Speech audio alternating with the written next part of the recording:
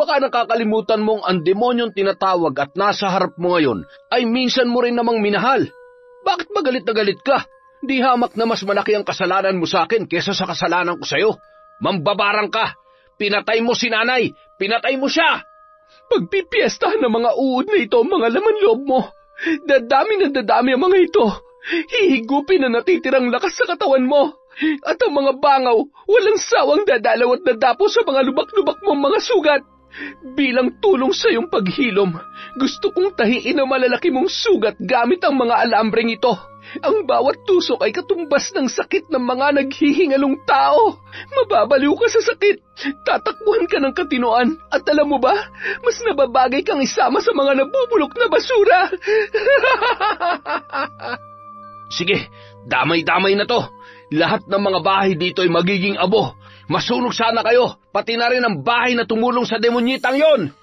Taon 2013, Cavite. Bandang 8:00 ng gabi, sa balkonahe ng isang bahay, masayang inabutan ni Aling Susan ng pulutan ang kanyang anak na si Axel na nakikipag-inuman sa mga pinsan nito bago bumalik sa loob ng bahay. Bagamat may kinakasama na si Axel ay madalas pa rin yung nasa bahay ng kanyang nanay. Hindi yun nalalayo sa bahay na inuupahan nila ni Grace. Mahigit 1 taon na rin na nagsasama, ngunit hindi pa nagkakaroon ng anak at wala pa ring planong magpakasal. Isa sa mga tumututol ay si Aling Susan. Ibang babae kasi ang gusto niya para sa kanyang pinakamamahal na anak na si Axel. Ang gusto niya kasi, matulad ang kanyang anak sa 2 nitong pinsan na nakapangasawa ng mga propesyonal at may maayos at maginhawang buhay. Habang nagiinuman ang mga yon ay nakikinig siya sa usapan ng magpipinsan. Nagkukunwari lamang na abala sa pinapanood na palabas sa telebisyon. Yan, sige, tagay pa. Minsan lang tayo magkaroon ng oras na ganito. Masyado na kayong abala sa mga anak nyo eh. Ganun talaga kapag may asawa na. Wala naman akong choice kundi alagaan ang mga anak namin. Lahat nag-aaral na tapos yung mga gawaing bahay pa. Mararanasan mo rin yan kapag nagkaanak na kayo ni Grace. Oo nga naman, mahigit 1 taon na rin kayo nagsasama. Ano, kailan niyo plano mag-anak? Abay, bilis-bilisan mo at ikaw na lang tong walang anak sa atin. Bigyan mo naman ng apo si Tia. Hoy, kayong 3 dyan. Ano't parang pinag-uusapan niyo ko? Hayaan niyo lang yung pinsan ninyo. Baka sakaling makapag-isip-isip pa at makahanap pa ng mas maganda at mayaman. Ay, sinanay talaga. Huwag kayong mag-alala, malapit na rin umalis si Grace. Mag-a-abroad yun. Ang totoo, papaalis na siya papuntang Canada. Aba, ayos yan ah. Ilang taon lang pwede ka nang sumunod doon. Sarap buhay. Kaya lang mahirap din yan. Wala pa kayong anak. Tsaka hindi pa kayo kasal. Paano kung bigla na lang may makilala yan doon? Nako, maganda pa naman. Ay nako, ganyan na ganyan yun nangyari sa kaibigan ko.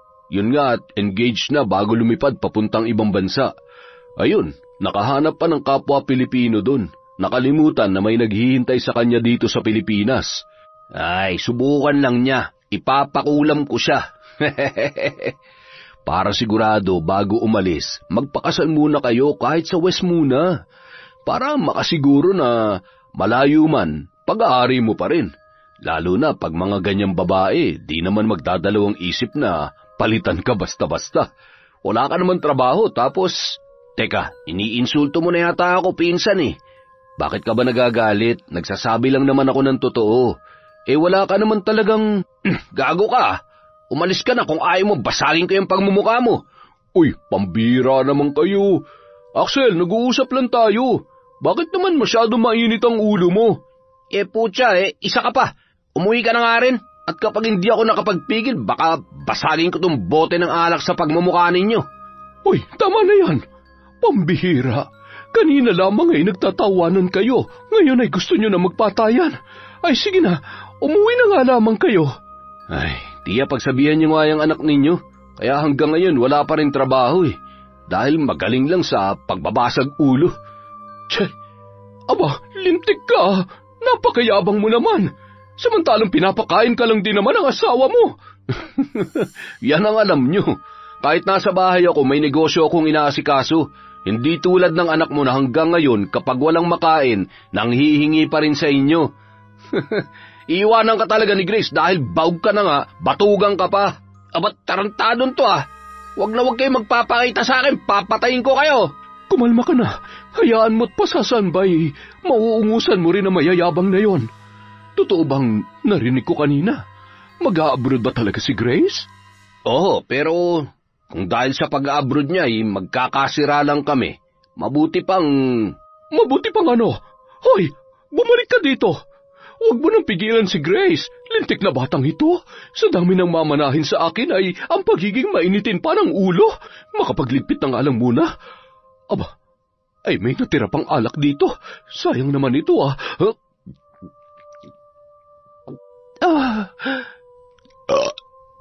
Samantala, habang nag-aayos ng mga gamit at nakasalansang mga dokumento sa kamang higaan, bigla namang tumunog ang cellphone ni Grace. Nakangiti namang sinagot ng babae ang tawag ng kanyang nanay Josie. Nay, napatawag ho kayo. Kumusta ho kayo dyan? Si tatay at si Bunso, nandyan po ba? Ay, ayos lamang kami dito, anak. Huwag mo kaming alalahanin. Napatawag ako dahil ikaw ang inaalala ko. Sigurado ka na ba talaga na mag-a-abroad ka? Opo, Nay. Alam niyo naman po, matagal ko nang pinapangarap to. Kapag pinalad ay kukunin ko rin kayo at doon na tayo titira. Siyempre gusto kong tulungan kayo na makapagtapos ang engineer natin at para makapag-ipon ng pera para sa plano nating negosyo. Ay siya, mukhang hindi ka na namin mapipigilan. Basta mag-iingat ka doon, ha? Huwag kalilimutang magdasal. Ay siya nga pala, buti na lang at pumayag naman si Axel. Opo, pumayag po siya. Siyempre, para sa amin din naman po ito. Ay, wala naman pong mangyayari kung... Ay, Nay, nandito na po yata si Axel. Sandali lang po. Tatawag na lang po ulit ako bukas. I love you, Nay. Ikumusta niyo na lamang po ako kay tatay at kay Bunso. Axel, ikaw na ba yan? Nandito ako sa kwarto. Sino bang kausap mo kanina? Ha? Lasing ka ba? Ay, si nanay tumawag na ngungumusta at nagtatanong kung tutuloy daw ba ako. Oh, anong sinabi mo? Siyempre, tutuloy. Sabi niya, buti raw at pumayag ka. Hindi ka naaalis. Iligpit mo na yung mga gamit mo. Kung kinakailangan na araw-araw ako mag-apply sa trabaho hanggang sa matanggap ako, gagawin ko. Basta, huwag ka nang umalis. Ano bang sinasabi mo? Nagbibiro ka ba? Papalis na ako sa susunod na linggo tapos biglang aayaw ka? Bahala ka sa buhay mo. Sa ayaw mo sa gusto, aalis ako. Hindi mo ba narinig ang sinabi ko? Ang sabi ko, hindi ka aalis. Dito ka lang. Alam ko naman kung bakit kating-kating kang umalis Kasi manlalalaki ka doon. Ang kapal na mukha mong sabihin yan. Napakarumi ng isip mo. Sige, pairalin mo yung makitid mong utak. Yung pagsiselos mo na wala naman sa lugar.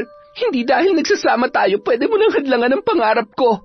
Isa pa para sa atin din to. Kaya sa halip na pigilan mo ako, lawakan mo naman yung pangunawa mo. Ah, ganon. Hindi ka pa nga nakakalis, niyayabangan mo na ako Ewan ko lang kung makalis ka pa kapag sinurog ko tong mga... Wag! Ano ba? Bitawan mo nga mga yan. Akin na! Axel! Ano pa? Kapag sinabi ko hindi ka alis, hindi ka alis. Bitawan mo ako! Hayop ka! Mapapatay kitang buwisit ka! Grace! Hindi mo ako matatakasan! Mas gugustuhin ko pa mamatay kesa sa makasama ka.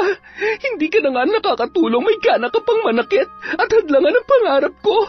Ang kapal na mukha mo, wala kang kwenta. Nagmamadali niyang dinampot ang isang folder na naglalaman ng mga dokumento at ng kanyang maleta. Nagmamadali niyang inilagay ang kanyang mga damit doon. Nang akmang papaalis na, ay buong lakas na hinila ni Axel ang buhok ng babae, sabay sinakal ng nakatalikod. Axel, bitawan mo ako. Bitawan? Tapos ano, iiwan mo ako? Inuubos mong pasensya ko eh. Akalain mong iiwan mo talaga ako? At ano sabi mo kanina? Ha? Wala akong kwenta? Ngayon, ipaparanas ko sa'yo kung gaano ko kawalang kwentang lalaki. Kinaladkad niya papuntang kusina si Grace habang patuloy sa pagpupumiglas ang babae.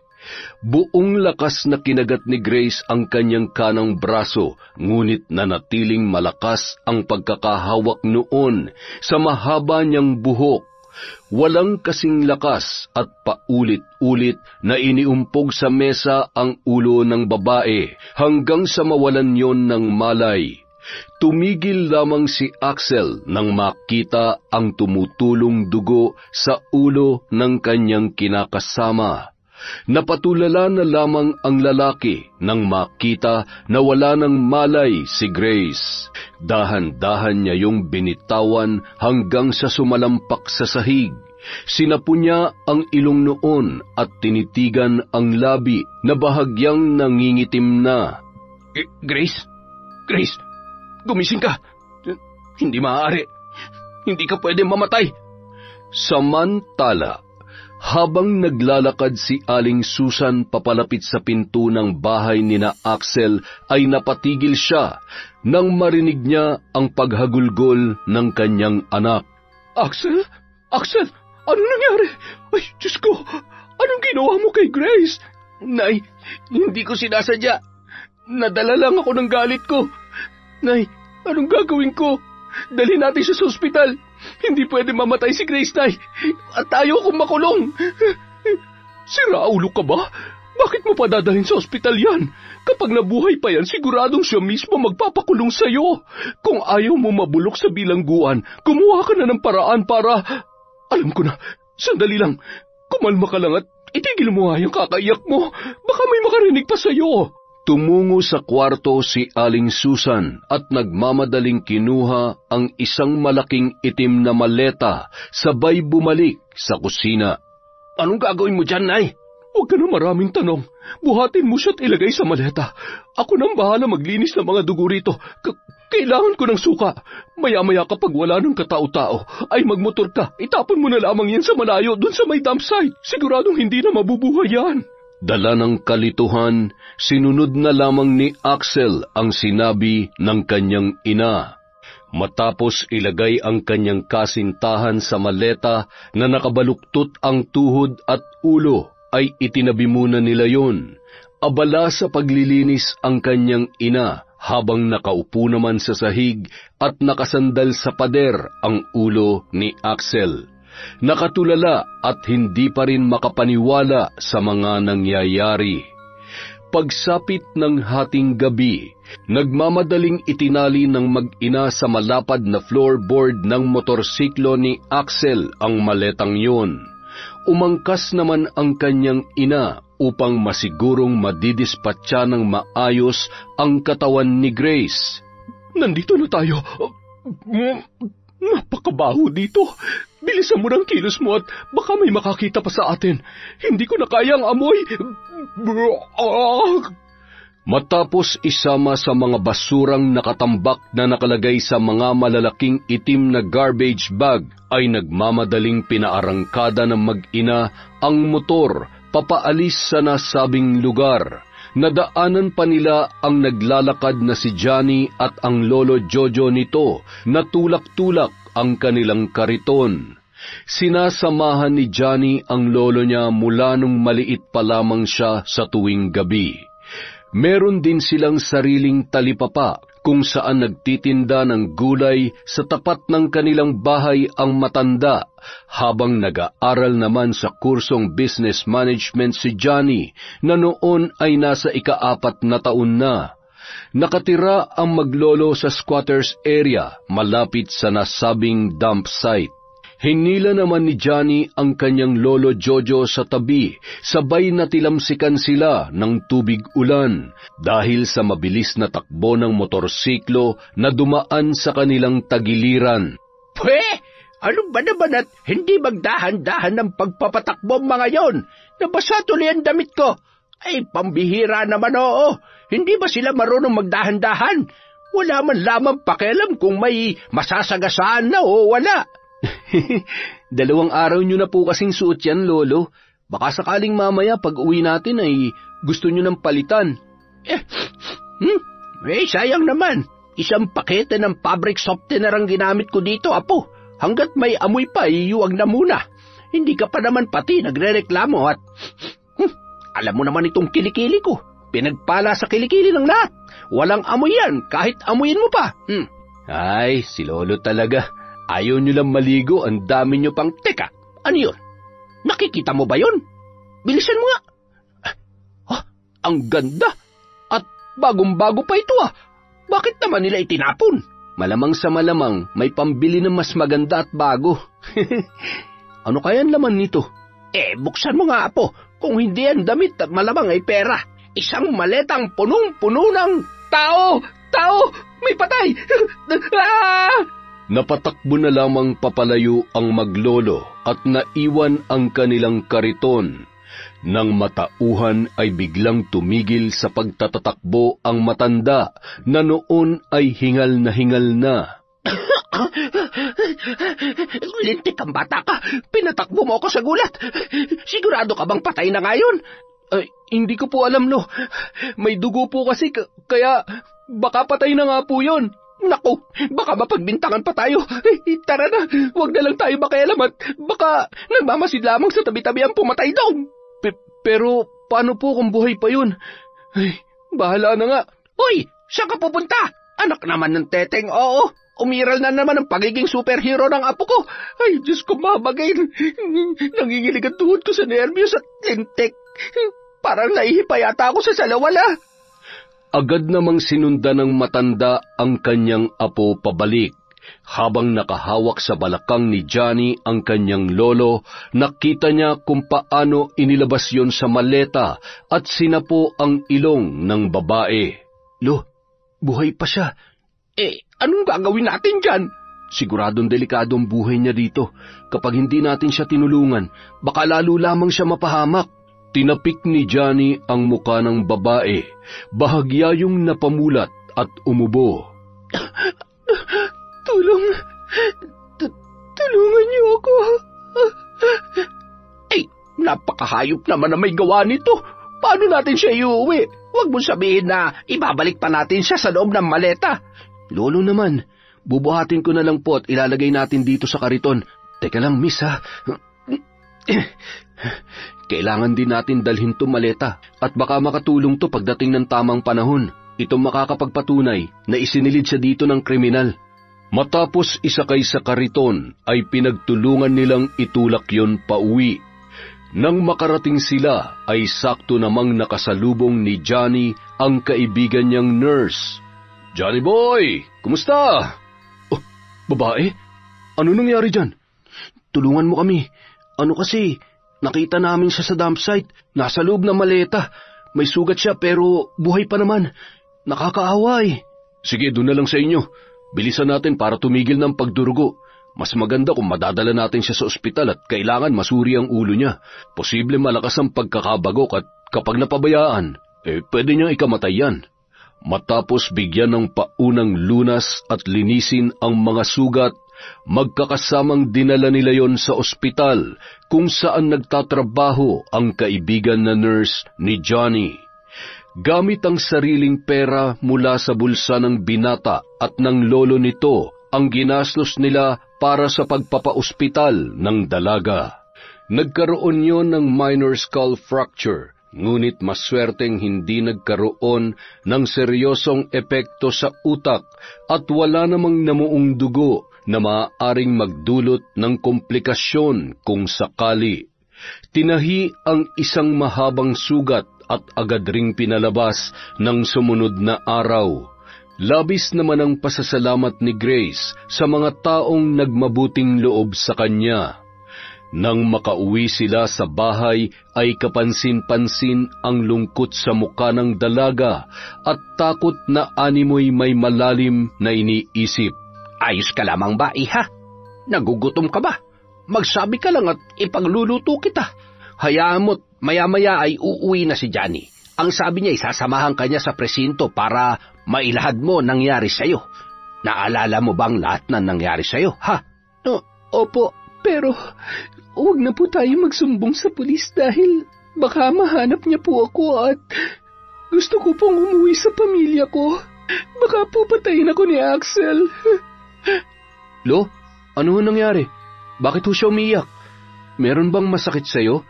Gusto mo dalhin ka ulit namin sa ospital? Gamot, kailangan mo bang uminom ng gamot? Ari, hay nako, masyado ka namang OA. Nagkukwentuhan lamang kami. Hay. Ganun ba? Akala ko tuloy kung napano ka na. Pwede mo ba akong tulungan na makauwi sa pamilya ko? Sige, pero nasaan ba sila ngayon? Nasa Siquijor po sila. Ay nako, malayo pala. Paano yan, apo? Gagawan ko ho ng paraan. Pagkatapos ng graduation ay saka tayo uwi sa probinsya. Ihahatid lang kita, pagkatapos ay babalik din ako kaagad dahil kailangan ko na mag-apply ng trabaho para makapagretiro na sa pangangalakal ang makulit kong lolo. Abat, hoy, yan ang hindi pwede. Mas malakas pang kinikita ko sa pangangalakal kesa sa pagtitinda. Hanggat kaya ko pang mamulot at magtulak ng kariton, itutuloy kong pagiging basurero ko. Wala namang masabi si Grace sa kabaitan ng maglolong kumupkup sa kanya. Ngunit sa bawat gabing dumadaan ay paulit-ulit pa ring sumasagi sa kanyang isip ang ginawa sa kanya ng kanyang kinakasama. Hindi niya mapigilang pumatak ang luha habang pinagmamasdan ang tahi sa kanyang ulo. Hintayin niyo lamang ang paghihiganti ko. Pareho lang kayo mag-ina. Mga demonyo kayo. Dudurugin ko rin ang buong pagkatao niyo katulad ng pagdurog niyo sa pangarap ko para sa pamilya ko at sa sarili ko. Hayop ka, Axel! Hayop ka! Napapailing at buntong hininga na lamang ang maglolo kapag naririnig ang mga di mapigilang paghikbi ni Grace. Alam mo, apo, pwede naman nating iganti si Grace dun sa lokong kinakasama niya. Base sa kwento niya, siguradong yun yung magkasamang nakamotor nung gabing yun. Magkasama pa talaga sila mag-ina nung tinapon nila si Grace, kaya ganun na lamang ang pagmamadali nila. Lolo, si Grace nga na kinakasama niya kaya niyang patayin eh. Tayo pa kaya na hindi naman niya kaano-ano? Sus, huwag mong iniismol itong lolo mo. Utak tarantado rin to. Laban sa mga taong tumatarantado ng iba. Lalo na sa katulad ni Grace. Tsaka, kailangan nating makuhang ilang gamit niya. Kawawa naman dahil pagkahubad ng damit ay laban na kaagad. Tig-2 lamang kami ng pinagpapalitang damit. At tsaka, para din yung ibibili mo ng damit, ipamasahin nyo na lamang pauwi sa Siquijor. Ay, basta hindi tayo papalpak dyan, Lo. Bah, ayaw ko naman masayang tong kapugian ko. Tsaka, praktisin nyo yung tuhod nyo at siguradong mapapalaban tayo sa pagtakbo. Oo nga, no. Hindi bale. Hindi naman natin kailangan tumakbo kung papasukin natin yung bahay kapag walang tao. Ang sabi ni Grace, halos dun na tumitira yun sa bahay ng nanay niya. Malamang sa malamang ay nasimot na natin lahat ng gamit ni Grace doon. Hindi pa rin bumabalik yun. Wala tayong ititira. Tapos, para mas masaya, takutin natin. Para mabagabag ng takot at konsensya ang hinayupak na yun. Ilabas mo nga sa freezer yung dugo ng baboy at kailangan natin yun. Makatulog na ka muna at bukas ko na lamang ipapaliwanag sa'yo kung paano natin paglalaruan ng gagong Axel na yon. Kinabukasan, ng sumunod na gabi. Nakakailang bote ka na naman, Axel. Tama na yan. Ano na lang ang mangyayari kung puros alak na lamang ang atupagin mo?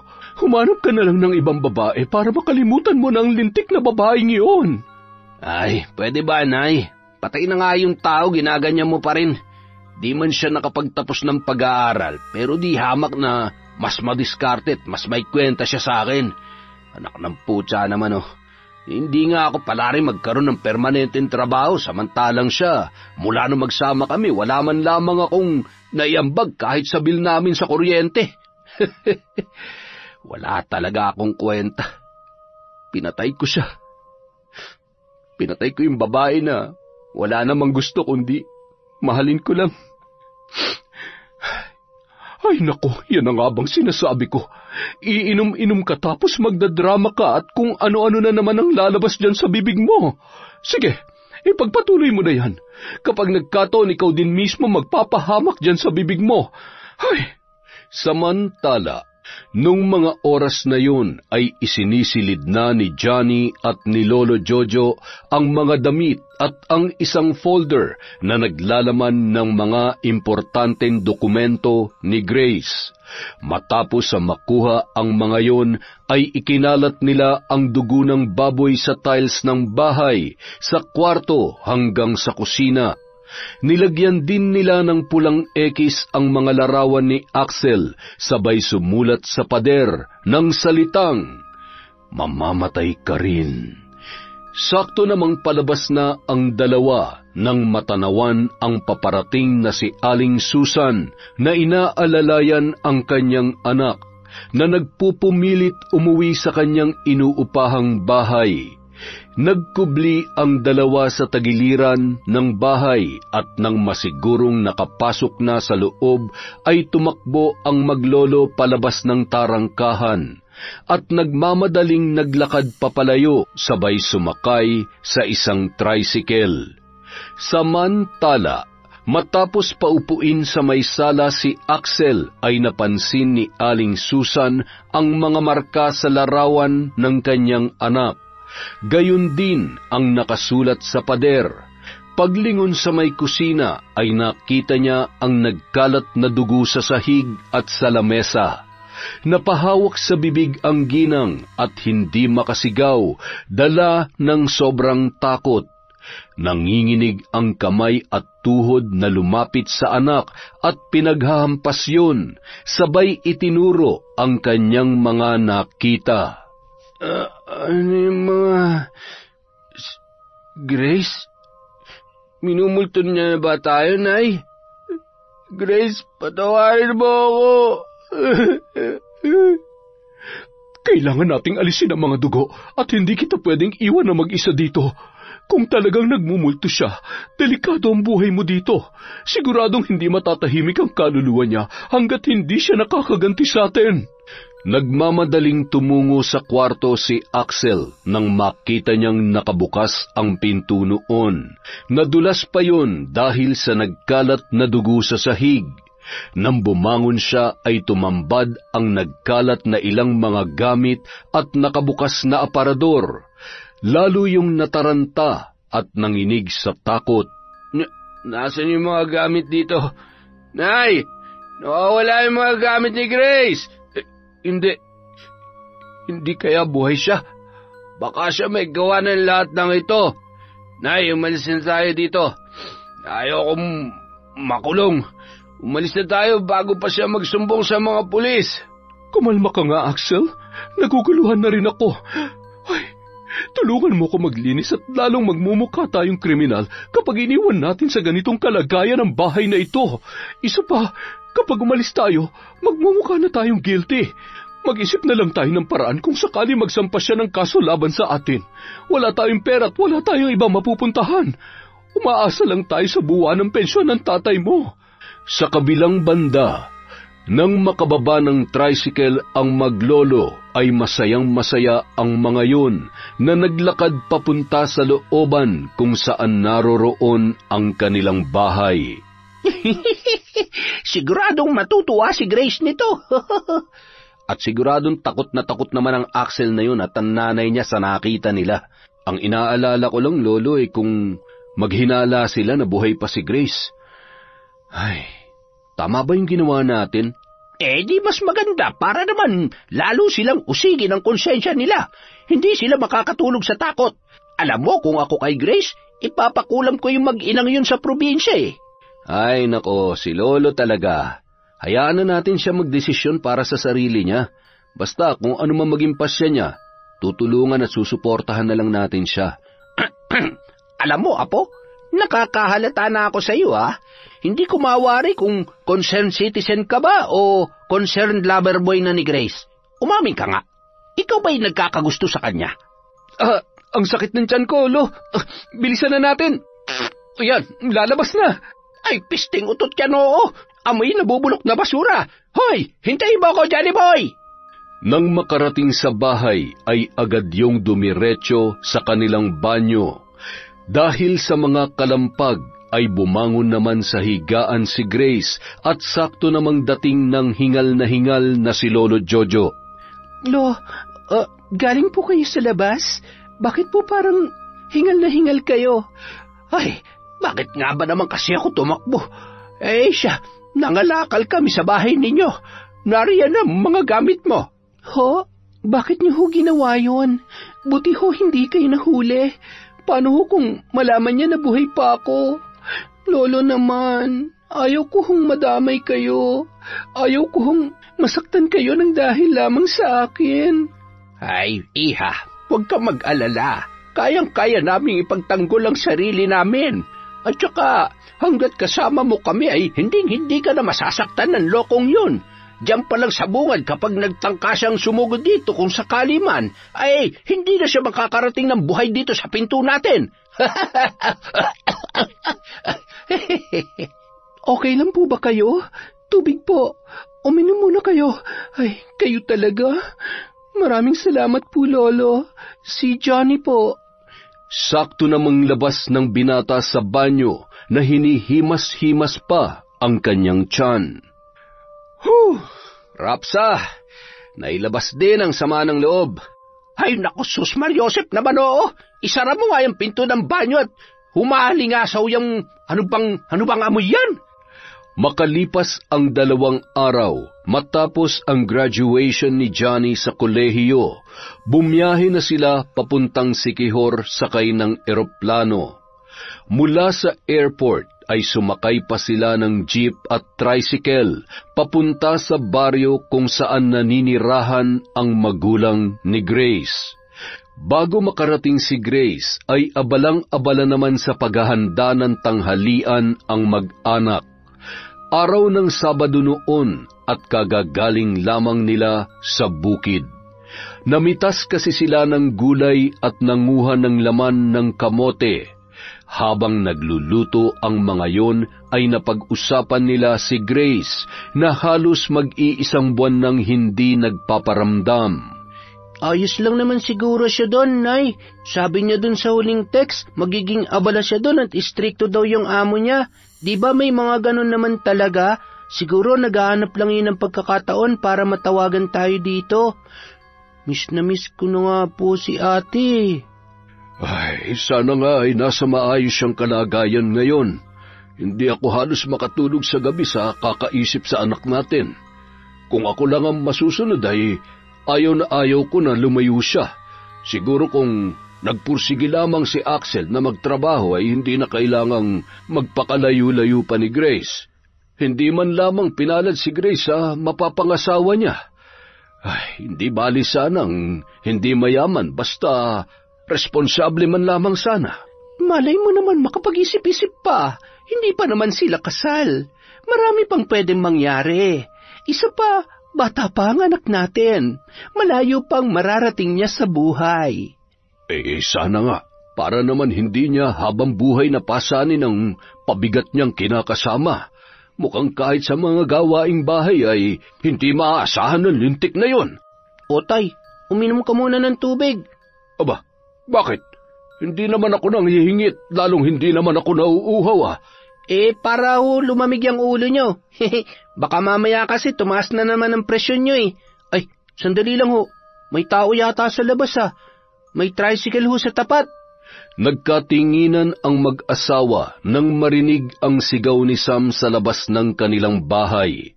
Sabay nagmamadaling iniwan ang kani-kanilang ginagawa at lumabas ang mga yon.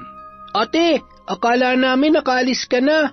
Bakit may ganyan ka sa ulo? At saka, sino ka? Bunso, mamaya na ako magkukwento ha. Si Johnny nga pala, kaibigan ko. Agad na tumakbo si Grace papalapit sa kanyang nanay at tatay at mahigpit na yumakap sa dalawa. Anong nangyari, anak? Bakit nandito ka? At saka... Unti-unting tinanggal ni Grace ang talukbong sa kanyang ulo at doon ay napahagulgol ang mag-asawa sa mahabang peklat ng kanilang anak sa ulo na bahagya pa lamang tinutubuan ng buhok.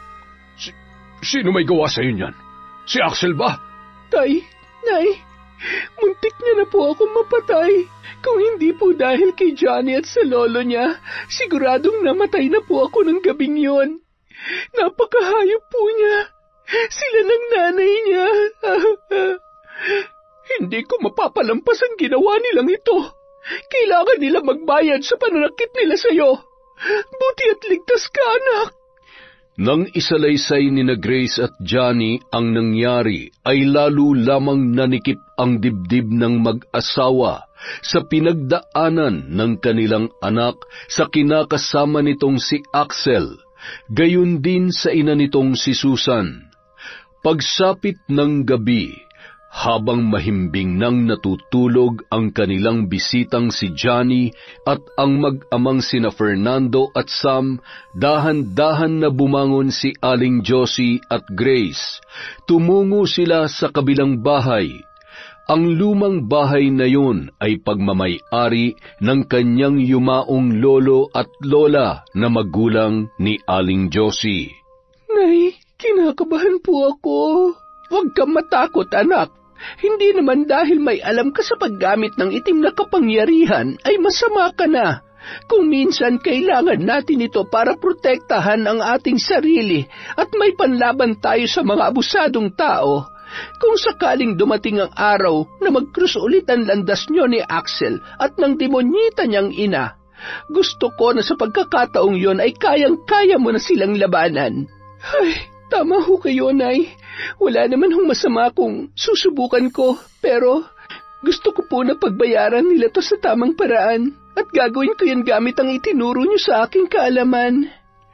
Nang gabing yon, naging bukas ang puso't isipan ni Grace na aralin at yakapin ang itim na kapangyarihan sa pamamagitan ng pagbigkas ng mga salitang nagpapahiwatig ng buong pusong pagtanggap.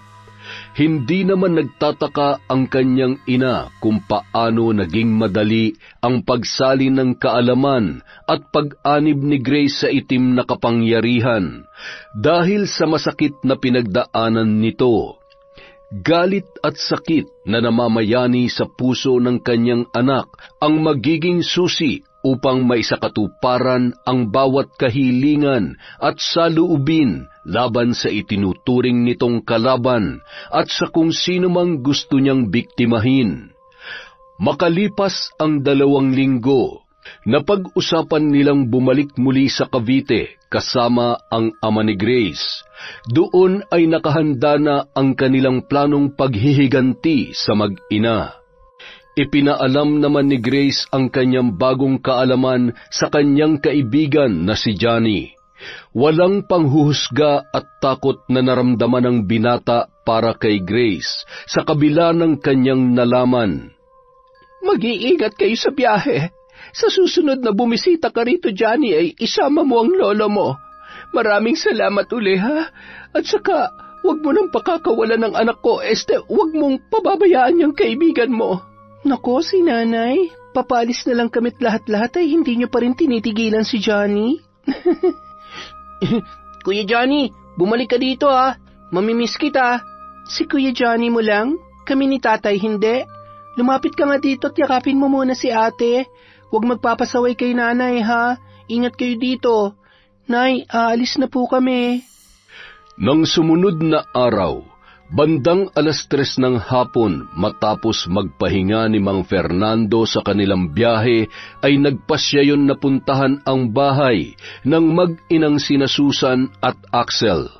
Pumunta yun sa bahay kung saan dating nakatira sina Axel at Grace sa pag-aakalang nandoon lamang yun. Magandang araw po. pwede po ba magtanong? Wala na po bang nakatira sa bahay na ito? Hinahanap ko po kasi si Axel, yung kinakasama ni Grace. Si Axel. Nakoy, nandun po sa bahay ng nanay niya. Mula ata nung nag-abroad si Grace ay lumipat na rin siya. Kaano-ano niyo po ba sila? Ako po yung tatay ni Grace. Salamat po. Sige po at tutuloy na po ako. Sige ho. Pang-5 bahay po mula dito. Yung may pulang tarangkahan. Dumiretso na sa nakabukas na tarangkahan si Mang Fernando. Saradong-sarado ang pinto, kaya naman 3 beses niyang kinatok yun ng malakas. Nang buksan ni Axel ang pintuan ay namutla ang lalaki na parang papel, sabay na palunok ng laway nang makita ang tatay ni Grace. Tay, anong ginagawa niyo dito? Mano po pala? Hindi ba pwedeng dumalaw para mangumusta? Bakit ba parang gulat na gulat at nalalamig ang kamay mo? May sakit ka ba? Pasensya na po. Medyo masama lang ang pakiramdam ko. Tuloy po kayo. Nay, may bisita ho tayo. Nandito si Tatay Fernando, tatay ho ni Grace. Ano? Ay, lintik. Anong ginagawa niya dito? May alam na ba siya? Baka may mga kasama na siyang... Magandang umaga, Balae. Sa wakas ay nagkita rin tayo. Hindi ka na isama nun ni na Grace at Axel nung nagbakasyon sila sa probinsya. Oo, Balae. Buti at napadalaw ka. May iba ka bang sadya dito sa Cavite? Oo. May pupuntahan akong kaibigan pagkagaling ko rito. Sinadya ko lamang kayo kasi may itatanong sana ako tungkol kay Grace. Ano ho yun, Tay? Tumawag na ba siya sa inyo? Alam mo kasi, nag-aalala kami dahil mahigit 1 buwan nang wala man lamang paramdam.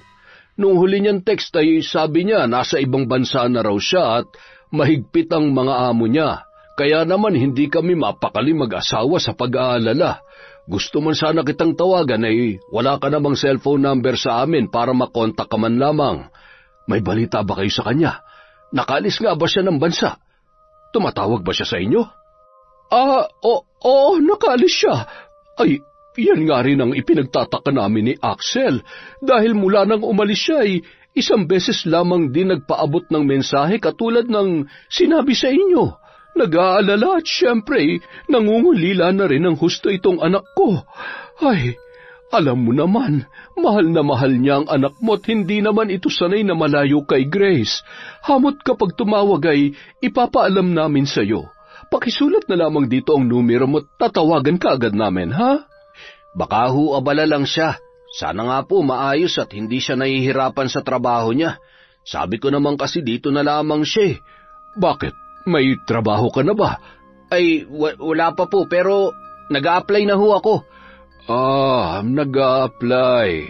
Mukhang 2 taon ka na atang nag-a-apply, Ano yon? Iniinsulto mo ba ang anak ko? Iniinsulto? Bakit Balay? Masama bang magsabi ng totoo? Aba, kung pumunta ka lang dito para maliitin ang anak ko, ay makakaalis ka na.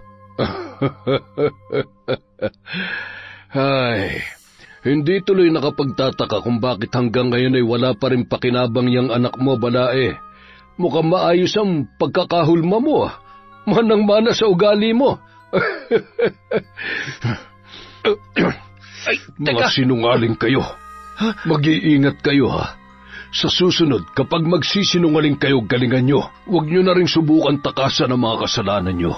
Dahil siguradong mas mahirap pa sa buhay sa loob ng rehas ang pagdaraanan ninyo. Pagbabayaran yung ginawa nyo sa anak ko. Hindi makapagsalita ang mag-ina sa mga salitang binitiwan ni Fernando bago tuluyang umalis sa bahay ng mga yon. Nang makita ni Aling Susan ang dumudugong bibig ng kanyang anak, ay doon lamang yon natauhan. Anak, ayos ka lang? Masakit ba? Ay, ano nangyayari? Paanong nabuhay pa ang babaeng yun? Hindi ba't wala na siyang buhay nang isilid natin sa maleta? Hindi ko alam, Nay. Basta ang alam ko, natataranta na ako nung gabing yun. Nay, makukulong po ba ako? Hindi ka makukulong, anak. Kung kinakailangan kong akuin ang lahat ng kasalanan mo para protektahan ka, gagawin ko. Huwag ka na matakot, ha? Mahal na mahal ka ni nanay. Tahan na. Kinagabihan. Nay, saan po kayo pupunta? Dito lamang, anak. Maglalaro lamang si nanay. Alam mo na yon. Sige po, nanay. Ingat ho kayo at huwag magpapahalata sa kapitbahay. Baka mamaya ay maging laman pa kayo ng tsismis. Kilala nyo naman ang ilan sa kapitbahay natin. Nagbabantay-bantay at naghahanap lang ng mapag-uusapan. Tingnan mo nga nung umuwi si ate, na itsismis na agad. Ang sabi, bago na naman daw ang asawa. Si Kuya Johnny ata ang tinutukoy nila. Ay, hayaan mo na. Hindi naman nabago yan sa kanila. Huwag lamang na masasaktuhan na ako mismo makarinig sa kanila at paiiksin ko ang mga dila nila. Oh, sige na, matulog ka na. Pagdating sa kabilang bahay, kung saan naroroon ang mga gamit, ay paisa-isa niyang inilapag ang mga kagamitan niya sa pambabarang. Pasipul-sipul pa yun habang sinisindihan ang uling na nasa isang lumang kaserola. Hinintay niya magningas yon habang sinisindihan ang 7 kandila na kulay itim. Nakangising dinampot ang kalawanging alambre at hinawakan yon kasabay ng isang manikang kulay na luma ng puti. Sa ulo ng manikang yon ay may nakasuot na mga maliliit at malaking karayom. Sa may bandang tiyan naman ay may hiwa yun kung saan ilalagay niya ang anumang insekto na maiisip niyang ilagay doon. Sa isang malaking garapon, naroon ang iba't ibang insekto na maaaring magkaroon ng buhay at dumami sa pamamagitan ng kanyang mga orasyon. Nang magsimulang mag-usal ng dasal, kasabay ng malakas na ihip ng hangin at enerhiya na bumabalot sa loob ng bahay, inilulublob ang alambre sa nagbabagang uling at itinutusok sa bibig ng hawak niyang manika. Ang marahas mong sinungaling na bibig ay dapat tinatahi ng nagbabagang alambreng ito. Mamaya na nga. Mas maigi siguro kung hahalukayin ko muna yung bibig mo na parang may tumatakbong kabayo at sinisilaban ng apoy katulad nito. At yung mata mo na nagbubulag-bulagan sa bawat pagkakamali ng anak mo, dapat dyan tinutusok ng tinik, ng karayom at lagyan ng mga itlog ng bangaw hanggang sa maging uod at tuluyang ka ng mabulag na lintik ka. Wala kang kwentang ina, kaya humaba ang sungay ng anak mo dahil sa maling pamamaraan ng pagpapalaki mo. Irresponsableng nanay at nagpapalaki ng demonyo. Magdusa ka! Magdusa ka! Nanggigigil talaga ako sa'yo! Samantala, habang natutulog si Susan ay naramdaman niya ang biglaang paghapdi ng kanyang dibdib na animoy sinisilaban. Gustuhin man niyang bumangon nung mga oras na yon ay hindi niya maikilos ang kanyang katawan. Hindi niya rin maibuka ang talukap ng kanyang mga mata. Ngunit nararamdaman niya ang presensya ng isang nilalang na hindi niya kilala. Lalo lamang nanlamig ang buo niyang katawan nang marinig ang mga kakilakilabot na bulong sa kanyang tainga. Napapaungol yon na animoy binabangungot. Maya-maya naramdaman niya na tila hinihiwa ang kanyang tiyan at ang paggapang ng mga insektong hindi niya man makita kung ano, ay ramdam niya ang mga matatalas na paa. Maya-maya, unti-unti niya nang naramdaman ang pagtusok ng alambre sa kanyang mga mata na animoy tinatahi yon. Buong lakas niyang tinatabig ang kamay ng kung sino mang nilalang na nasa tabi niya nung mga oras na yon. Maawa ka! Wag! Huwag mong gawin sa akin to! Wala akong kasalanan sa'yo. Walang kasalanan? Masyado kang mapagmalinis para sabihing wala kang kasalanan. Hindi mo alam ang mga pagkakamali mo? Di sige, ipaparamdam ko na lang sa'yo. Baka sakaling maisip mo kung bakit. Ano bang problema nitong bibig mo, ha? Hindi ba't kaya nitong bumigkas ng sandamakmak na kasinungalingan para lamang maprotektahan ang anak mo? Kaya para hindi ka na makapagsinungaling pa, kailangan na nating tahiin yung bibig mo na parang ganito. Huwag kang malikot. Sinabi nang huwag kang malikot. Masakit ba, Susan? Sagutin mo ko. Magsalita ka. Tandaan mo, walang-wala pa yan sa mga susunod na gagawin ko. Kaya kung ako sa'yo, gawin mo na kung ano ang dapat kung gusto mo pang mabuhay at makasama ang anak mong demonyo. Nay! Nay! Mayroong gustong pumatay sa akin. Papatayin niya ako, anak. Napahagulhol sa iyak si Susan, sabay yumakap sa kanyang anak na noon ay nag-aalala para sa kanyang ina. Lalo na nang biglang magsilitawan ang napakaraming butlig sa muka at palibot ng bibig nito.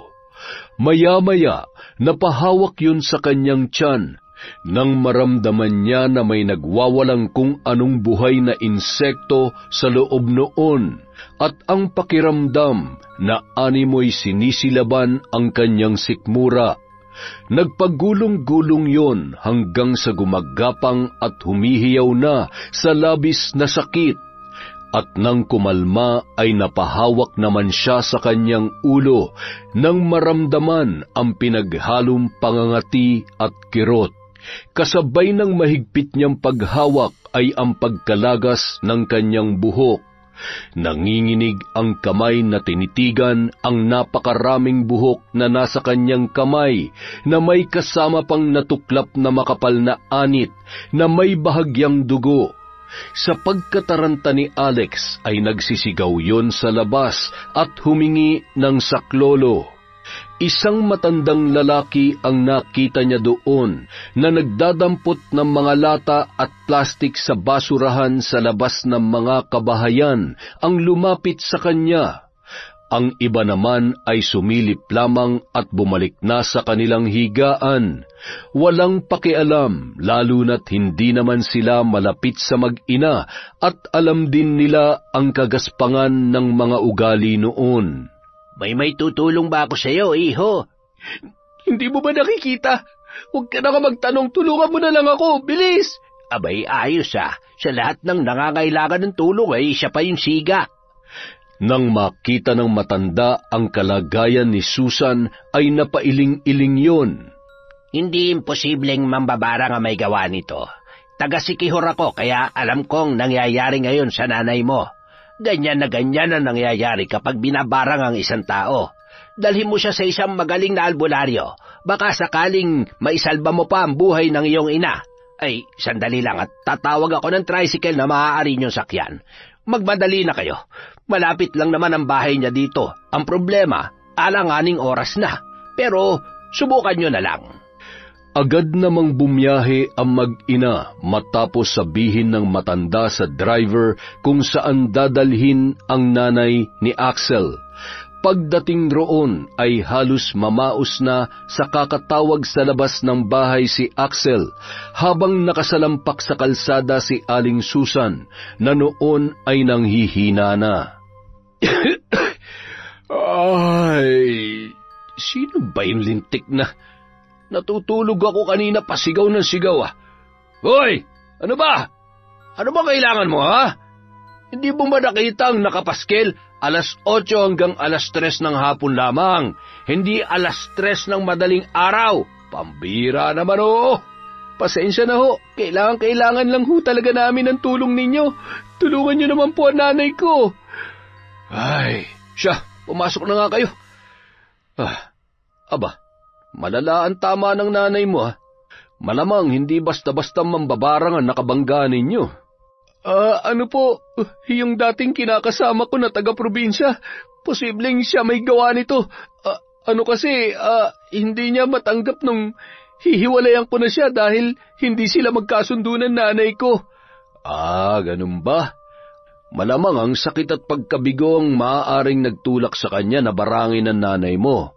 Huwag kayo mag-alala, susubukan kong kontrahin ang kapangyarihan niya para manumbalik sa normal ang iyong ina. Ngunit ang totoong kailangan ay magsisimula sa pagsisisi, paghingi ng tawad at pagtama ng pagkakamali na nagawa niyo sa kanya.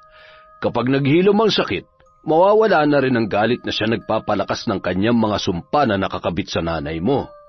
Matapos isuot ang kwintas, nagpakulo ang albularyo ng tig-7 dahon ng oregano, atis, anonas at lubigan. Nilagyan din yon ng ilang butil ng asin na makakatulong upang makontra ang sumpa ng mambabarang. Sinasabayan nyo ng orasyon at isang mahabang ritual upang bahagyang mapahina ang pambabarang. Sa kabilang banda, habang isinasagawa yun ay bigla na lamang napatulala ang albularyo habang pinakikinggan ang bulong ng mambabarang na kanyang kinakalaban. Kapag tuluyan mong pinalaya ang babae na yan sa sumpa, siguradong hindi niya maiisip na itama ang mga pagkakamali niya. Kung ayaw mong ako ang makalaban mo, hayaan mo kung baguhin ang pananaw ng mag-inang yan. Maaari mong bigyan ng lunas ang babae, pero huwag mong pakikialaman ang sumpa na nakakabit sa kanya. Naiintindihan mo ba? Ayos lang po ba kayo? Oo. Ayos lamang ako. Palalamigin ko lamang ito para maibsan ang sakit ng nanay mo. Mamayang 6:00 ay kailangan ko siyang paliguan gamit ang mga ito. Pagkatapos ay kailangan niyang uminom ng kahit 1 baso man lamang at mag-alay ng panalangin. Pagkatapos maisagawa ang proseso sa panggagamot, agad naman nang nagpaalam ang mag-ina, sabay iniabot ang kanilang bayad na mariin namang tinanggihan ng albularyo sa di malamang dahilan. Maaring hindi sila nagsasabi ng totoo. Isa pa, masyadong malakas ang mambabarang na yun. Ayaw ko namang madamay sa galit niya. Ay, siguradong babalik sila dito hanggat hindi sila tinatantanan at kung hindi nila aayusin ang kanilang atraso sa mambabarang na yun. Nang makarating sa kanilang bahay, ramdam na ni Aling Susan ang panunumbalik ng lakas ng kanyang katawan. Kung talagang buhay ang Grace na yon at siya nga may gawa nito sa akin, siguradong hindi niya tayo titigilan. Nay, sa tingin ko, kailangan ko nang sumuko sa mga pulis. Di ba sabi ng albularyo, kailangan nating itama kung anumang pagkakamali ang ginawa natin sa kanya. Kung kinakailangan na humingi ako ng tawad, makulong at kung pwede, ako na lang ang barangin niya. Ako naman talaga may kasalanan eh. Ako nagtangkang pumatay sa kanya. Nasisiraan ka na ba ng bait? Hindi mo pwedeng gawin yan. Humingi ng tawad? Pwede pa, pero ang makulong ka, hindi. Hindi ako makakapayag, anak.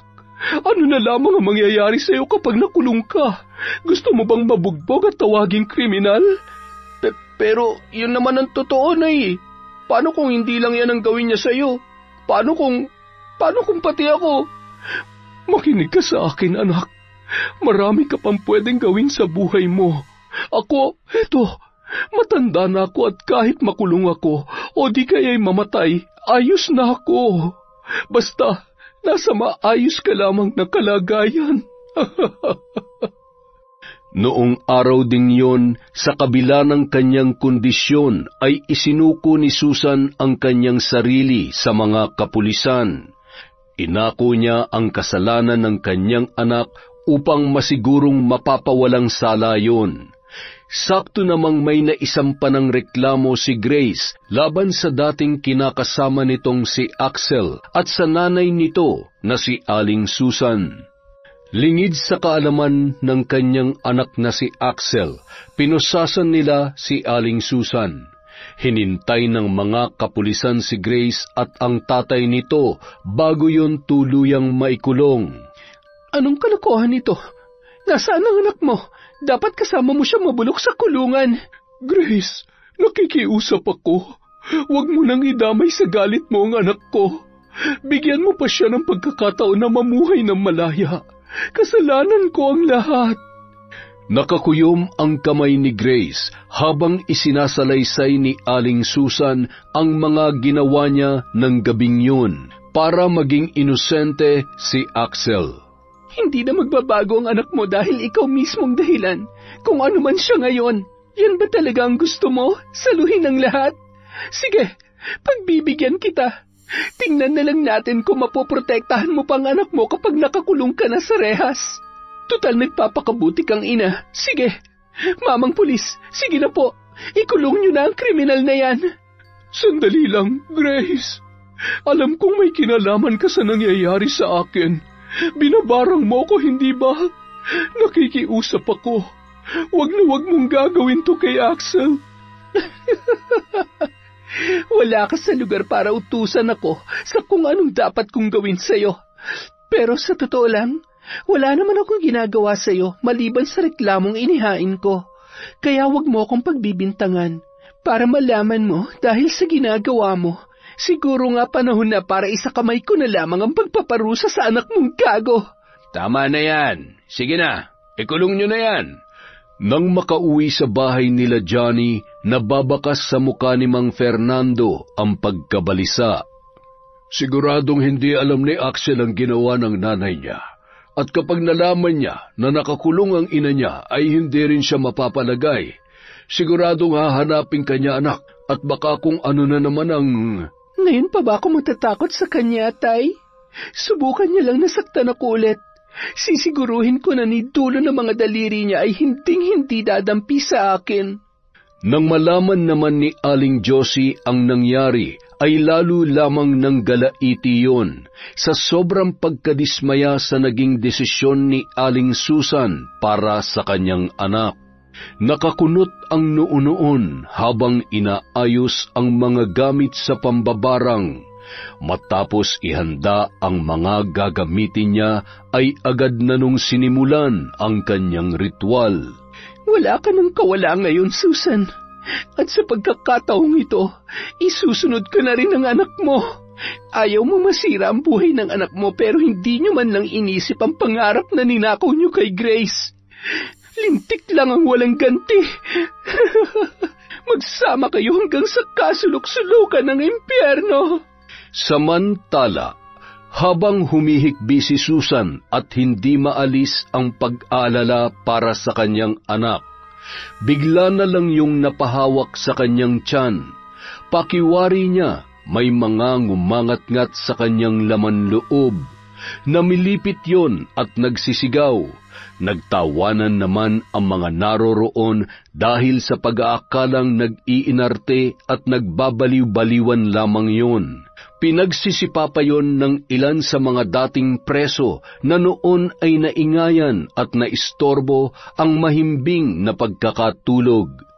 Nagulat na lamang sila nang bigla yung sumuka ng dugo at may lumabas na iba't ibang insekto sa tainga at ilong noon. Nandiri pa sila sa gutay-gutay noong nguso na animoy tinahi at ginupit ng pinong-pino.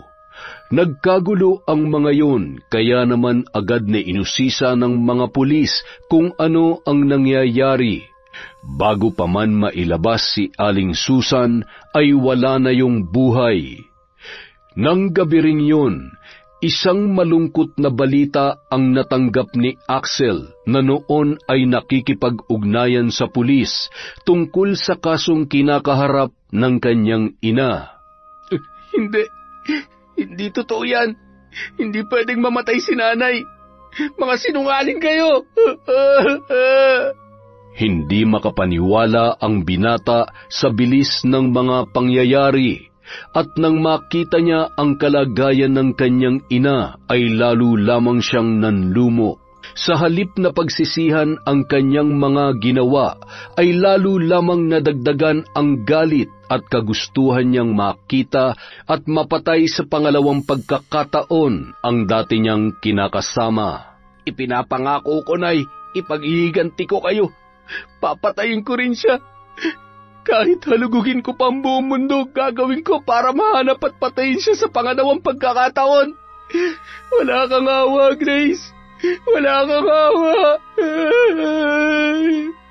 Makalipas ang 2 linggo, matapos mailibing ang ina ni Axel, pabalik-balik din siya sa albularyo dahil sa unti-unti niyang pangangayayat. Hindi man lamang kasi yun dalawin ng antok at hindi rin makakain ng maayos. Kapansin-pansin din ang paglaki ng kanyang tiyan. Katulad na nangyari sa kanyang ina, ay nabarang din ang binata. Ano ka bang klaseng albularyo, ha? Nagsasayang lang yata ako ng pamasahe at oras sa iyo eh. Hindi mo naman ako napapagaling. Wala kang kwenta. At talaga may gana ka pa magalit sa akin? Ang kapal naman ng mukha mo. Alam mo kung hindi dahil sa akin, baka patay ka na sa sobrang tindi ng sumpa na nakakabit sa'yo. Ay, total, wala naman pala akong kwenta, di lumayas ka na. At huwag ka nang babalik dito. Walang kasing bilis na tumakbo papalabas ng bahay ng albularyo si Axel nang makita niya ang pagdampot ng albularyo sa matalim na itak na nasa lamesa. Nang makitang tumatakbo ay kinuyog pa yon ng mga tambay sa labas ng bahay sa pag-aakalang may kung anong ninakaw ang binata. Buti nga sa iyong hambog ka. Tinutulungan ng at lahat, ako pa yung walang kwenta. Maswerte namang nakatakas pa yun at nakauwi ng buhay sa kanilang bahay. Maraming natamong pasa sa muka at pananakit ng buong katawan. Lalo lamang siyang nanghina, ngunit pilit niyang nilalakasan ang kanyang loob. Hindi ako maaaring mamatay ng walang laban. Hindi kita titigilan, Grace. Kapag napatay na kita, wala na akong pakialam kung ano pang mangyari sa akin. Nang sumunod na araw, bandang 6:00 ng gabi, habang nakatambay at nagmamasid sa may palengke, natanawan ni Axel si Grace na sumakay sa isang tricycle. Sinundan niya yon at patawa-tawa pa nang mapansin kung saan yun pupunta. Gaga, napaka-ilusyonada pero nagtsatsagang tumira sa... amoy basura. Pagkababa ng tricycle, tumayo si Grace sa may labasan na tila ba may kung sinong hinihintay. Sinamantala ni Axel ang pagkakataong yun na sagasaan ang mga pinamalengke ng dalaga. Brisette, ikaw? Napakasama talaga ng ugali mo. Hanggang ngayon pala'y hindi ka pa rin nagbabago. Demonyo ka pa rin. Demonyo? Baka nakakalimutan mo ang demonyong tinatawag at nasa harap mo ay minsan rin namang minahal mo. Bakit magalit na galit ka? Di hamak na mas malaki ang kasalanan mo sa akin kesa sa kasalanan ko sa'yo. Mambabarang ka. Pinatay mo si nanay. Pinatay mo siya. Bitawan mo ako. Huwag mo akong sumbatan, Axel. Dahil sa totoo lang, walang kapatawaran ang ginawa mo sa akin. Hindi lang pangarap kong sinira mo, pati buhay ko. Nung gabing yon, kung hindi dahil sa mga taong tumulong sa akin, ako sana ang patay ngayon. Siguro nga hindi pa panahon para mapanagot ko kayo mag-ina. Minahal kita, alam mo yon. Kahit wala kang kwenta ni minsan hindi ako nagreklamo, pero yung magawa mong saktan at patayin ako at itapon na parang basura. Hindi ko makakalimutan yon. Hindi. Ah, ganun ha? Pues mamatay na tayong dalawa. Bitawan mo ako, ano ba? Aray ko! Grace, hoy! Bitawan mo siya! At sino naman ang anak-araw na to, ha? May bago ka ng jowa? Ayos ha! Halika nga rito, pahihiramin kita ng mukha sa aso, gago ka, pakailamero! Kuyom ang mga kamay, paulit-ulit na nag-usal ng mga kahindik-hindik na salita si Grace. Bigla na lamang nanigas ang mga kamao ni Axel na noon ay hahatawin pa sana si Johnny. Anong ginagawa mo sa akin? Tama na! Aray! Umalis ka na! Umalis ka na! Kapag hindi ka pa umalis, tutuluyan na kita! Wag! Maawa ka! Hindi na ako magpapakita sa'yo! Hindi na! Nawawala sa sarili na kumaripas yun ng takbo nang makita ang nanlilisik na mga mata ng dalaga. Agad namang tinulungang tumayo ni Grace si Johnny. Ayos ka lang ba? Oo, wala to. Malayo to sa bituka. Ay, sakit ng panga ko. Kiss mo nga. Sira, bakit kasi sumugod ka na lang basta-basta? Ayan tuloy, nabangasan yung pogi mong mukha. Anong sabi mo? Pogi ako? Talaga? Uy, hay nako, na lang. Bitbitin mo na nga yan at ayun, nagkandadurog-durog na tuloy. Gago talaga yung Axel na yun. Kahit kailan, hay nako, humanda siya sa akin mamaya. Nang makarating sila sa bahay ay agad namang nagkwento ang dalawa sa nangyari. Abay, hindi ka man lamang nanlaban. Pambihira ka naman, oo. Nabangasan tuloy ang pagkagwapo-gwapo mong muka. Alam niyo naman ho na hindi ako sanay sa... Huwag kang mag-alala. Igaganti na lang kita sa kanya. Salamat, Johnny, ha? Salamat kasi lagi kang nandyan para iligtas ako. Ay, wala talagang gagawing tama ang lalaking yon. Siguradong manggagalaiti na naman sa galit ang nanay mo kapag nalaman niya ito. Ay, siya nga pala. Handaan na ba ang mga gamit mo? Doon ka na muna pumirmi sa atin. Mag-aral ka na lang, anak, para naman dito ka na lang sa Pilipinas magtrabaho. Ay, oo na po. Susubukan ko ulit mag-aral at nawalan na rin ako ng ganang umalis ng bansa. Ang sabihin mo, mamimiss mo ako kapag umalis ka. Sus, baka ikaw. Ngayon nauuwi na ako sa probinsya, siguradong... Ay, oo na. Habang nag-uusap ang mga yun, bigla namang narinig nila ang sigawan ng mga tao mula sa labas. Sunog! May sunog!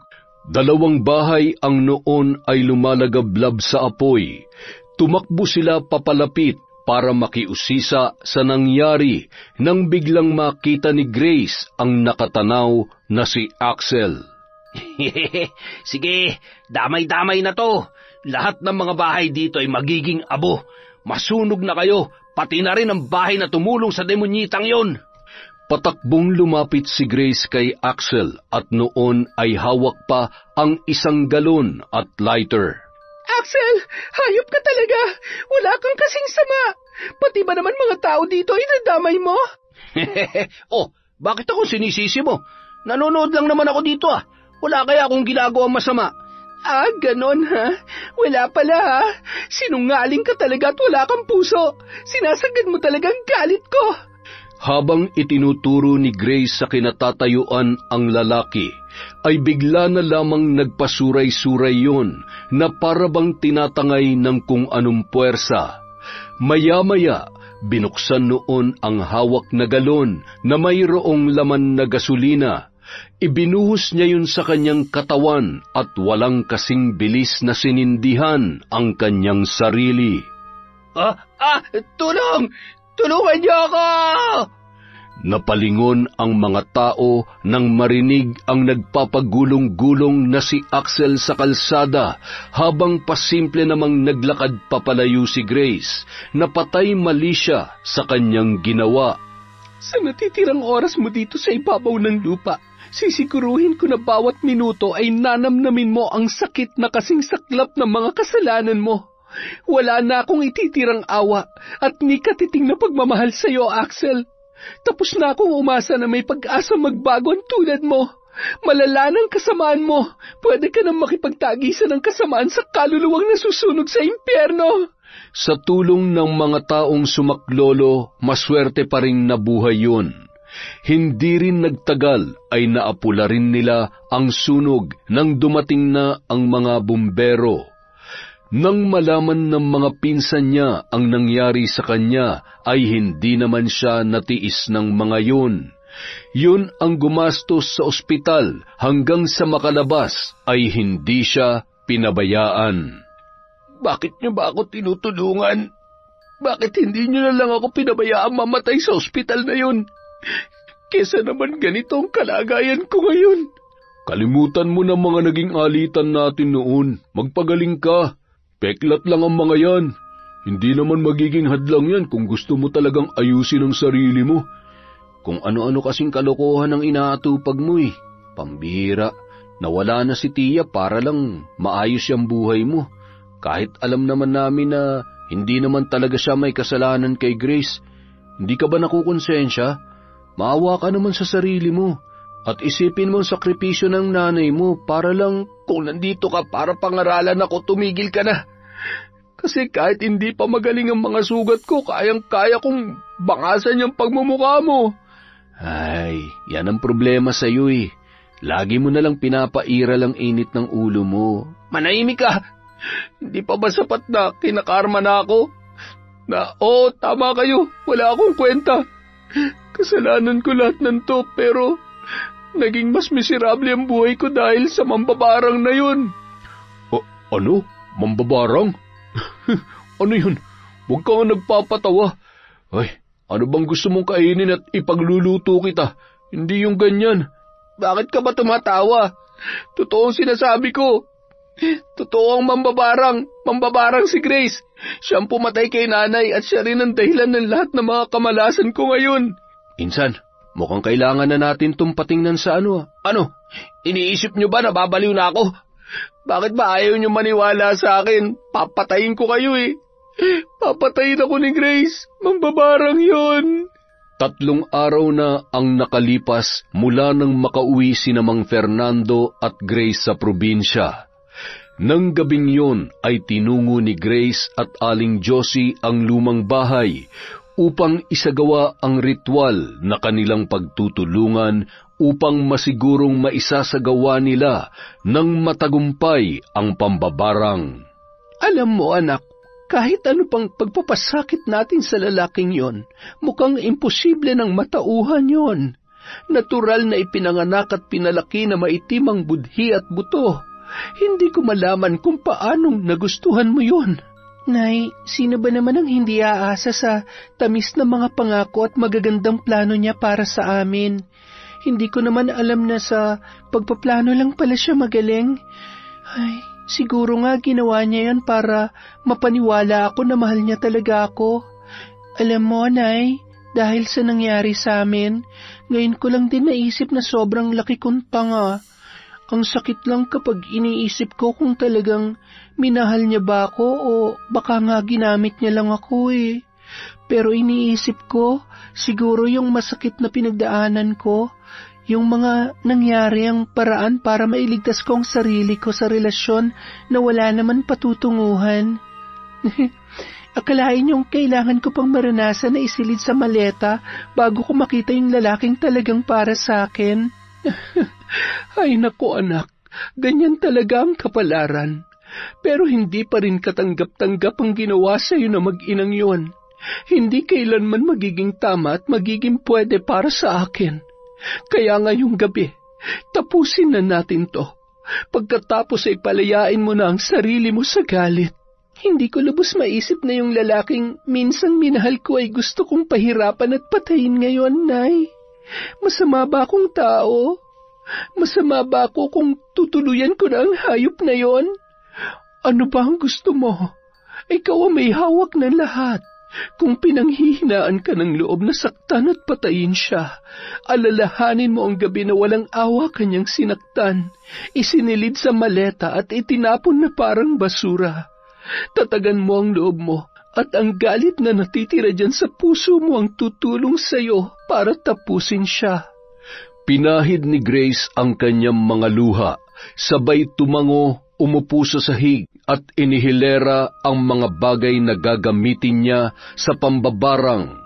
Matapos sindihan ang 3 kandilang itim, isinilid ni Grace ang mga matatalim na bagay sa kaserolang may nagbabagang apoy.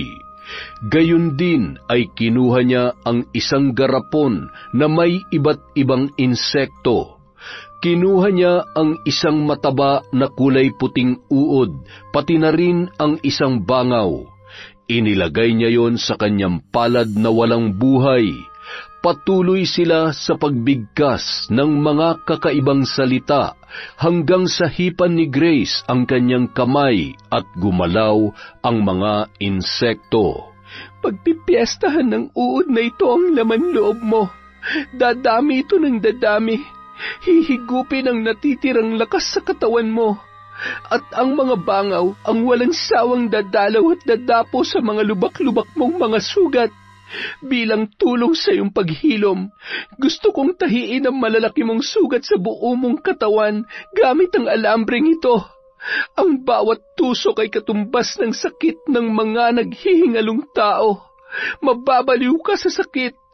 Tatakbuhan ka ng katinuan at alam mo ba, mas nababagay kang isama sa mga nabubulok na basura.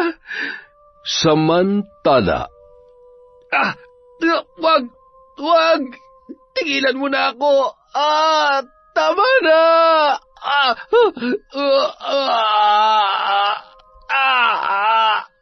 Palala na ng palala ang mga sugat niya. Nakakatakot. Kailangan na natin siyang itali. Mas mahihirapan tayo kapag tumakas na naman ang lintik na... Ay, napapagod na talaga ako mag-alaga sa lukulukon to eh. Buti sana kung gagawin niya rin to sa atin kung sakaling tayong nasa kalagayan niya. Sabi ng bitiwan niyo ako! Axel, saan ka pupunta? Bumalik ka dito! Axel! Ay, Diyos ko, kayo na pong bahala sa kanya. Ginawa naman po namin lahat para matulungan siya. Chang, kunin niyo na lang po yung anak niyo. Tutal, kasalanan niyo naman kung bakit nagkaganyan siya eh. Ay! Habang naglalakad si Axel, nakaramdam yon ng sobrang lamig.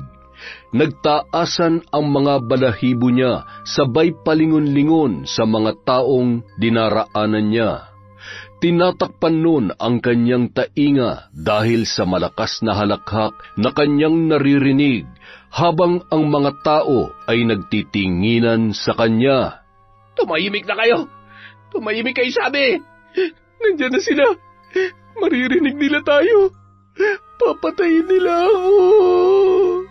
Tumakbo ang binata, sabay sumampa sa isang nakatigil na truck na may mga nabubulok na basura. Hindi alintana ang amoy basta makatago lamang siya roon habang nakakuyom ang tuhod hanggang sa nakatulog na. Bagamat madilim ay hindi man lamang napansin yon ng mga tao. Tulog na tulog at walang kamalay-malay na nakarating na siya sa dump site, nagabundok ang basura. Walang ekspresyon na naglakad-lakad at tila ba wala ring naaamoy. Nang makakita ng nilalangaw na pagkain ay agad niya yung sinunggaban na animoy gutom na gutom. Paborito ko to! Paborito ko to! Ito pa! Nay, bakit ayaw mong kumain? Halika na. Bahala ka, magugutom ka dyan. Ha? Si Grace? Wala na. Wala na siya, Nay. Nasa abroad na yun. Oo. Sabi niya, padadala niya ako ng pera. Maraming. Oo, bibigyan kita. Sandali lang, Nay, ha. Uubusin ko lang to, ha. Ang sarap eh. Habang kumakain, bigla yung namilipit dahil sa sakit ng tiyan. Gumulong-gulong hanggang sa nagsilabasan sa mga butas ng kanyang katawan ang mga uod. Maya-maya, tunog ng napakaraming bangaw naman ang kanyang naririnig. Mas malalaki yon kesa sa pangkaraniwan. Halos mapuno ang kanyang katawan sa pagdapo ng mga bangaw. Ramdam niya ang pagbaon ng mga galamay sa kanyang nagnanaknak na mga sugat. Napuno ang ilang mga sugat ng napakarami at naglalakihang itlog ng bangaw. Yan ang nararapat sa iyo, Axel. Paalam na. Amanos na tayo. Wala nang silbi ang mga kamay, paa at ang bawat parte ng katawan mo.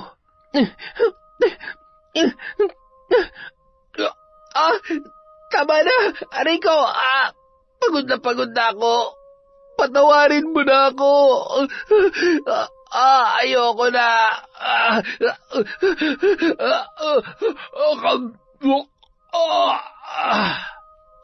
Doon ay tuluyan ng pinagkaitan ng buhay at inuuod na ang bangkay ni Axel matapos ang ilang araw niya ng pagkamatay.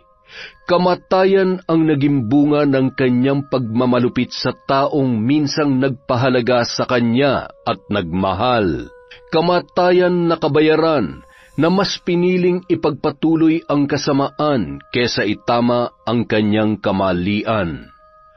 Makalipas ang 3 taon, umuwi si Johnny sa Siquijor at ang kanyang lolo Jojo, hindi para magbakasyon kundi para hingin ang kamay ni Grace sa mga magulang nito. Alam mo namang malakas ka sa amin at alam ko na mahal mo ang anak ko. Kaya oo, payag na payag kami mag-asawa na magpakasal na kayo. Ang akin naman ay, siguruhin mo lamang na iingatan at aalagaan mo ang anak namin. Dahil kung hindi, baka ikaw ang sumunod naming barangin. Yon, isa na naman pong magandang kwento. Maraming salamat po sa pagtsatsaga sa pakikinig sa kwentong Enteng. Dahil dyan, meron tayong shout-out. Simulan natin kay Roy Vlog TV. Hello po kay Kurt Mina, kay Yam Duka, kay Cherry Mukbang, kay Len TV. Hi kay Jappy Portes, kay Virginia Belay. Hi kay Gina Lynn at sa Sibayan Family from Pangasinan. Hello po kay Charlene Gumansing, kay Miss Maura. Hi kay Shibuya Minami, kay Adoracion Espiritu. Shout out kay Mel Santa Maria, kay Ruma Gamad. Hello po kay Christopher Almario, kay Heli Gumban from Dasma, Cavite. Hi kay Mukbanger 21 Mix. Hello kay Rowena Felipe. Hello po kay M. Rose Strong of Win, Kuwait. Hi kay Vicky Abut, kay Chona Bainosa, kay RV Chong at sa Maribel family from Bataan. Hello din po kay Lydia Lopez. Hi kay Lady Dam. Hello kay Rosita Orenis from Qatar. Kay Rosette Ersando. Hi sa iyo, Rosette. Kay Jasmine Castillo. Kay Emelita from Taguig. Hello din po kay Al San Jose. Shout out kay Maribel Santiago, kay Krill Balayas, kay Ruben Cipres, kay Chander de Guzman from South Korea, kay Ednalyn Tupas at kay Christine Angel Ann. Hello po kay Ella Heda. Shout out din po kay Elvira Malakas and family, kay Lagawang Shao TV. Hello kay Cola Lona. Hi kay Rai at Sagaledo family from Cabuyao, Laguna. Hello po kay Merly Akunin, kay Monica at Ryzen Nieves. Hello kay Erica Ember, kay Ahmed Panigel, at kay Bernadette Arcalas.